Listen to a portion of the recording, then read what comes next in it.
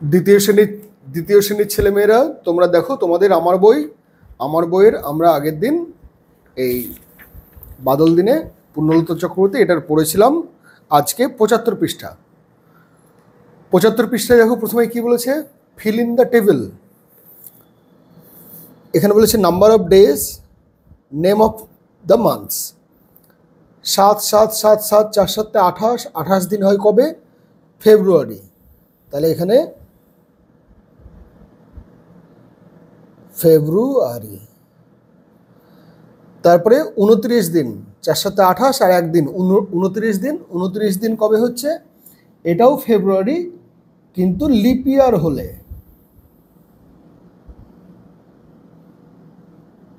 এরপরে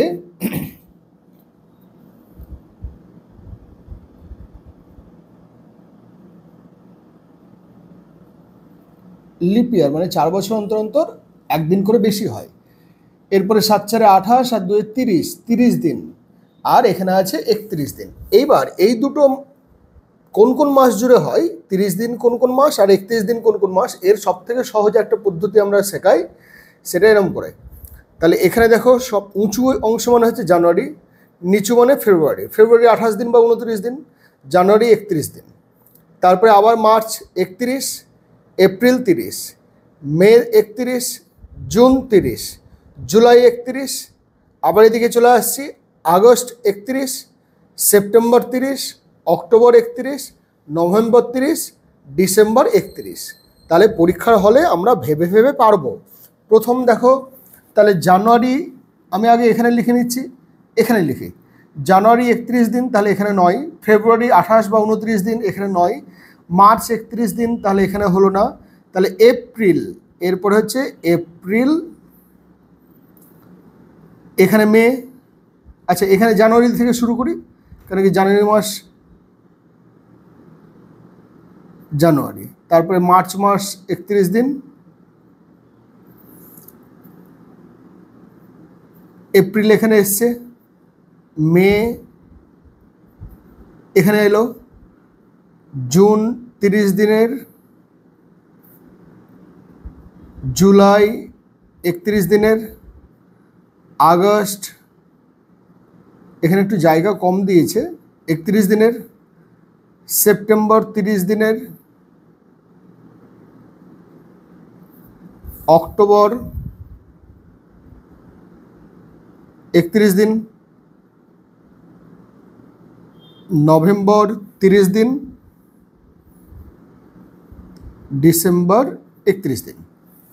এবার দেখো এখানে ছড়া হিসেবে এটা বলেছে 30 days হ্যাজ সেপ্টেম্বর। তাহলে সেপ্টেম্বর 30 দিনের মিলল।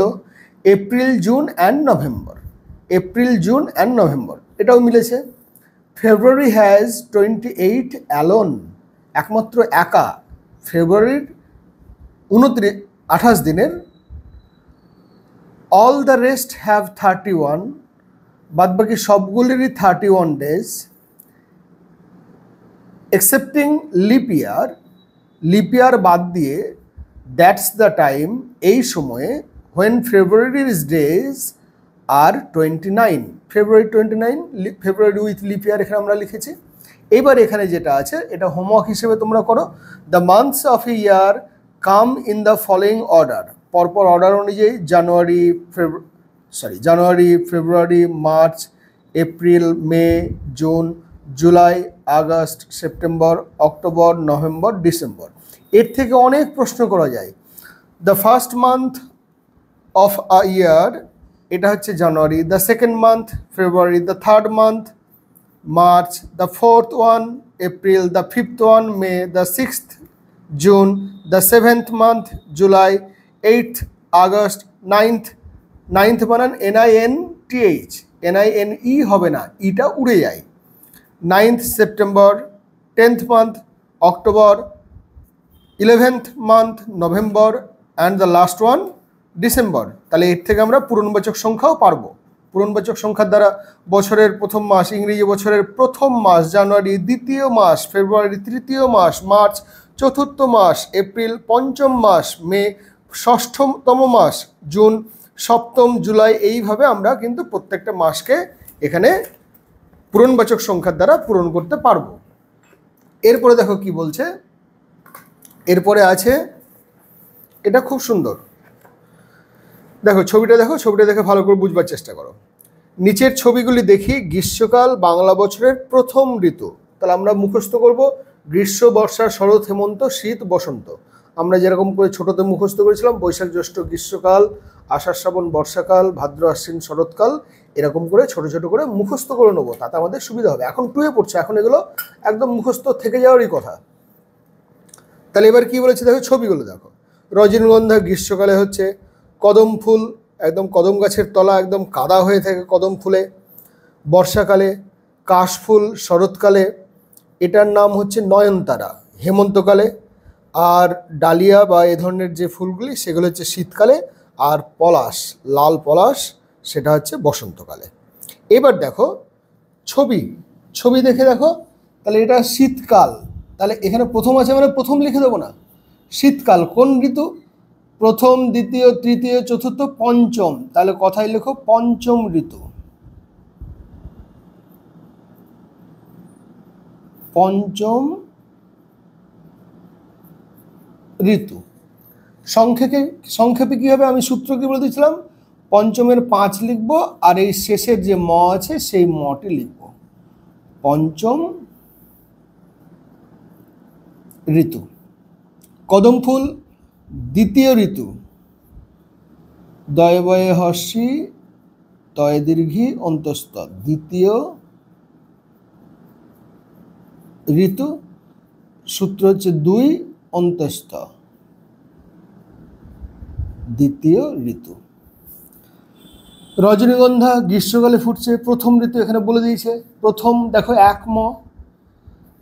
তারপরে হচ্ছে নয়নতারা হেমন্তকালে ফুটছে, তার মানে চতুর্থ ঋতু, চ তয় হর্ষু থয় রেপ, চতুর্থ ঋতু। চতুর্থ কেমন করে লিখবো, 4 থয় রেপ। কাশফুল কখন হচ্ছে, তৃতীয় ঋতু, তাহলে তয়রি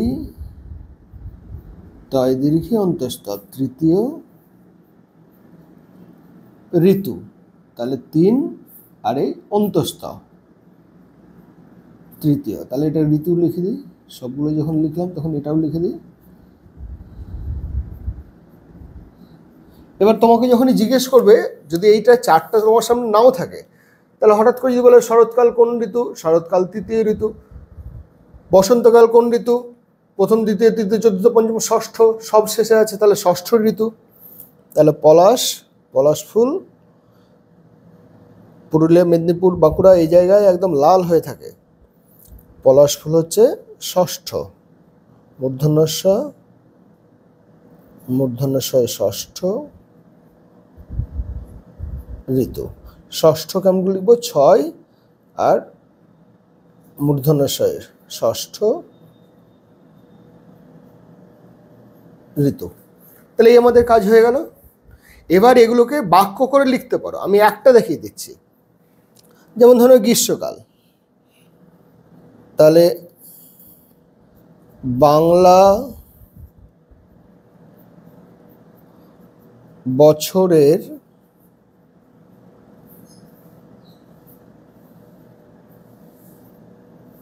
প্রথম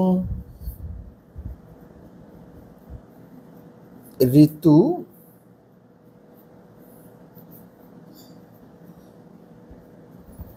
গ্রীষ্মকাল। এরকম করে 1, 2, 3, 4 করে সবগুলো একই রকম করে লেখো। বাংলা বছরের দ্বিতীয় ঋতু বর্ষাকাল, বাংলা বছরের তৃতীয় ঋতু শরৎকাল, এইভাবে সব কাজগুলো করবে। তোমরা খালি এই 4টা পূরণ করো, তারপর আর বাকি কিছু কাজ করো না, তার জন্য তোমরা পিছিয়ে যাও। তাহলে এরকমভাবে সবগুলো করার পর এবার দেখো আমাদের যে আমরা গদ্য পড়েছিলাম সেই গদ্যাংশটা পূর্ণলতা চক্রবর্তীর বাদল দিনে বলে যেটি পড়েছিলাম তার মধ্যে থেকে বিভিন্ন প্রশ্ন দিয়েছে। এখন বড় হচ্ছে, এখন তোমাদের এই প্রশ্নগুলো কিন্তু লিখতে হবে। বিনা সকালবেলা কোন গান গাইছিল? তাহলে আমি এখানে 1-এর 1 দাগ নম্বর দিয়ে লিখছি। বিনা সকালবেলা কোন গান গাইছিল মনে পড়ছে তোমাদের? এখানে দেখো গুনগুন করে গান গাইছিল সকালবেলার বাদল ও আধারে। তাহলে লেখো, পূর্ণ বাক্যেই লিখবে, বিনা সকালবেলায় একবার লিখলে কি হবে জানো তো, যে হাতের লেখা ভালো হবে আর বানানগুলো চোখের সামনে ভাসবে তখন। সকালবেলায়, এবার এরকম করে একটা চিহ্ন দেয়, ইনভার্টেড কমা বলে, সকালবেলায়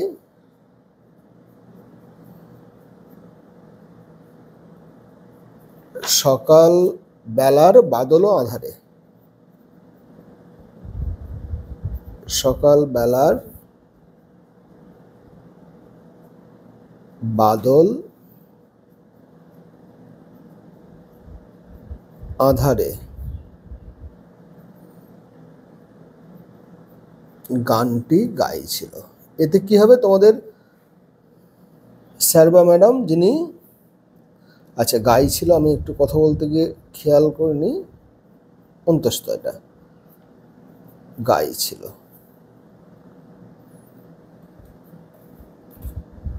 এখানে হর্ষই দিয়েছে, কিন্তু হর্ষই হওয়ার কথা নয়, কেন কি বিনা হচ্ছে থার্ড পার্সন সিঙ্গুলার নাম্বার, তার জন্য গাইছিল। তারপরে 1-2, বিনা মিনার ছোট ভাইয়ের নাম কি? নন্দ। তাহলে বিনা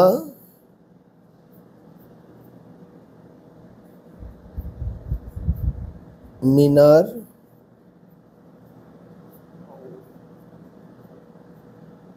ছোট ভাইয়ের নাম নন্দ। এরপরে মা কিসে রান্না বসালেন? স্টোভে, মনে পড়ছে? খিচুড়ি বসিয়েছিলেন, মা তাড়াতাড়ি স্টোভে রান্না চাপালেন। তাহলে এখানে লেখো 1-3, মা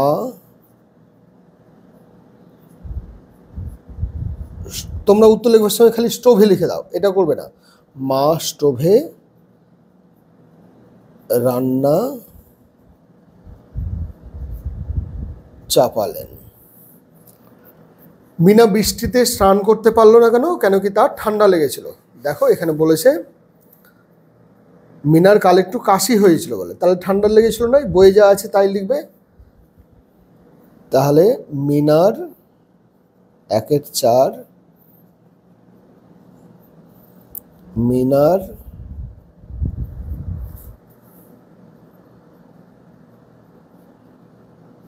কাশি হয়েছিল বলে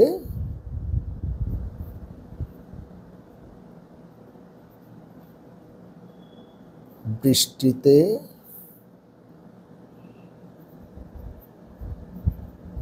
স্নান করতে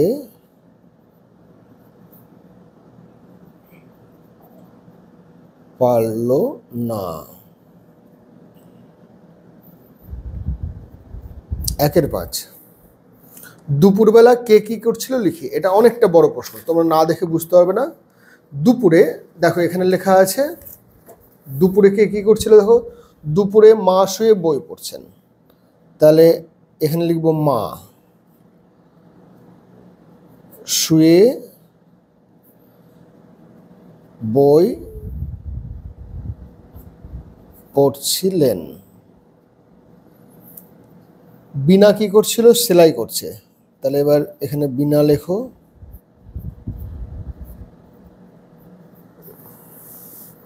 বিনা সেলাই করছিল। আর নন্দ কি করছিল? কাগজে নৌকা বানিয়ে জলে ভাসাচ্ছে, তাহলে নন্দ এবার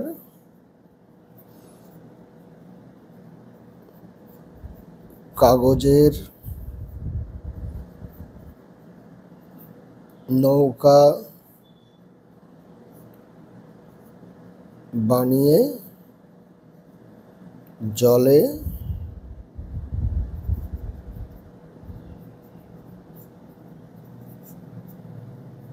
ভাসাচ্ছিল।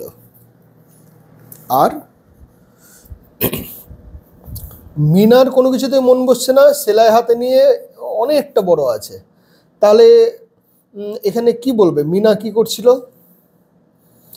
অত বড় তো তোমরা লিখতে পারবে না, মনেও থাকবে না। মিনা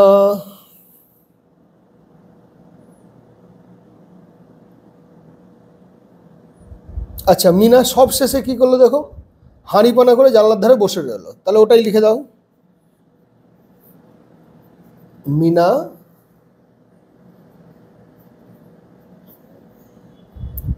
হাঁড়ি পানা মুখে জানালার ধারে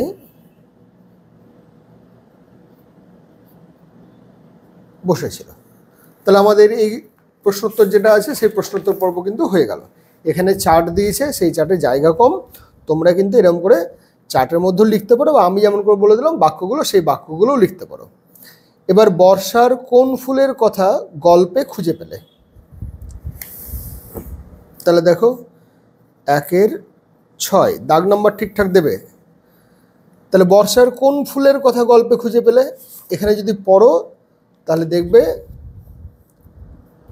সবুজ পাতার মাঝে ফুটে আছে, দেখো সবুজ পাতার মাঝে ফুটে আছে গোল গোল ফুল ফুলে হলদে কদম ফুল। তাহলে এখানে কদম ফুলের কথা আমরা পেয়েছি। তাহলে কদম ফুলের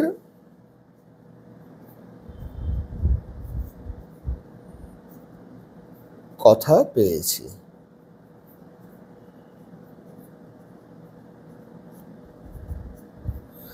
এরপরে বাক্য রচনা করি। বৃষ্টি দিয়ে একটা বাক্য রচনা, খুবই সহজ। তাহলে বৃষ্টি লিখি,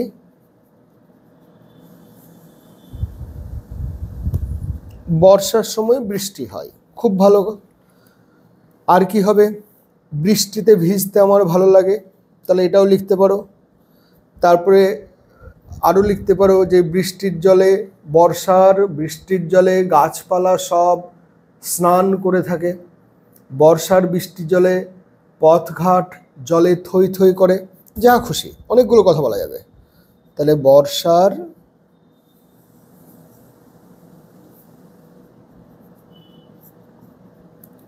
বৃষ্টির জলে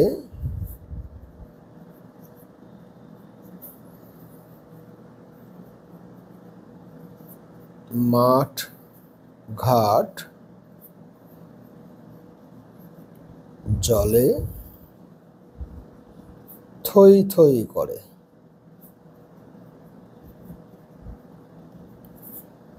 এরপরে কান্না,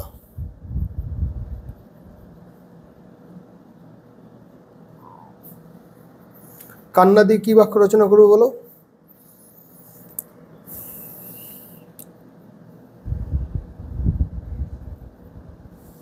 কথায়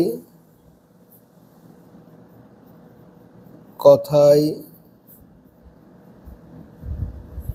কান্না মোটেই, মানে টুক করতেই কান্না, ছিচকা দুনিয়াকে বলে। কথায় কথায় কান্না মোটেই ভালো কথা নয়। রাস্তা,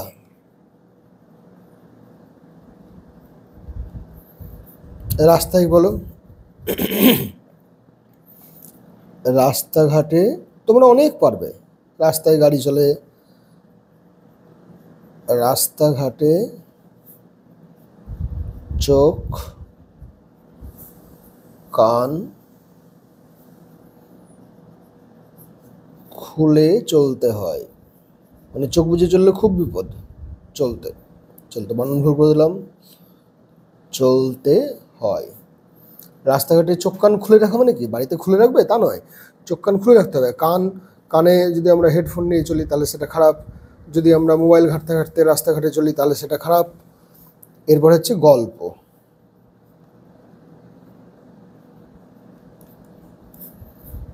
আমি রাত্রিবেলা মায়ের কাছে বা দিদিমার কাছে বা ঠাকুমার কাছে আমি রাত্রিবেলা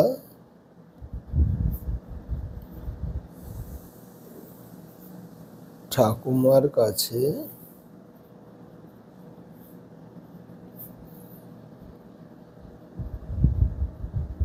গল্প শুনি। আরও নানান গল্প। আমার ভূতের গল্প শুনতে ভালো লাগে, আমার ভূতের গল্প শুনতে ভয় লাগে, আমি পুরাণের গল্প শুনি, অনেক রকম, আমি রামায়ণ মহাভারতের গল্প শুনি, অনেক রকম বাক্য তোমরা কিন্তু লিখতে পারবে। তাহলে এটা আমাদের হলো। এরপরে আমরা পরের দিন এই 78 পৃষ্ঠা করব।